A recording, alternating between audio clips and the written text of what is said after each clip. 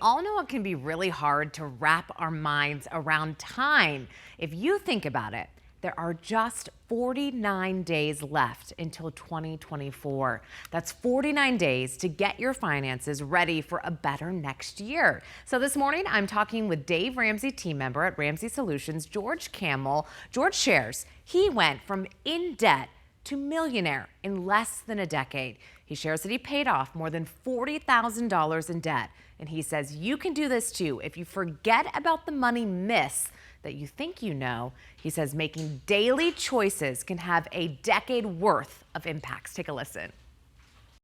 I was the average George. I was the average millennial, $40,000 in debt, didn't come from money. My parents made money mistakes immigrating here from the Middle East. And so I was the normal guy, and I had to decide I don't want to be normal anymore because normal is broke.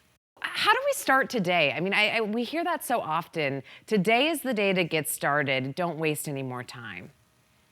Absolutely. Most people, they overestimate what they can accomplish in a year and they fail. But most people underestimate what they can accomplish in a decade. And that was me. You got to have a long term vision. And so that starts with these daily choices. And one of those for me is sticking to a budget. And a lot of people get a little sweat on the brow when I mention the word budget. All this is, it's an intentional spending plan. It's saying, hey, maybe we shouldn't outspend what we make.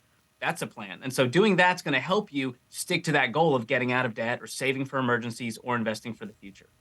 George, they're saying, you think about time. What can I do in a year? He says, no, think bigger. What can you do in 10 years that can really make a difference? And he says, forget about those money myths and actually believe that you can have a paid for house. You can live without debt, and you can also build your wealth for the future. He says you can do it. He says he is the living example of that, and he did that in less than 10 years. He says you can too. You just have to think big picture and really commit to some of those budget issues to try to start off on a better foot for 2024. Yeah.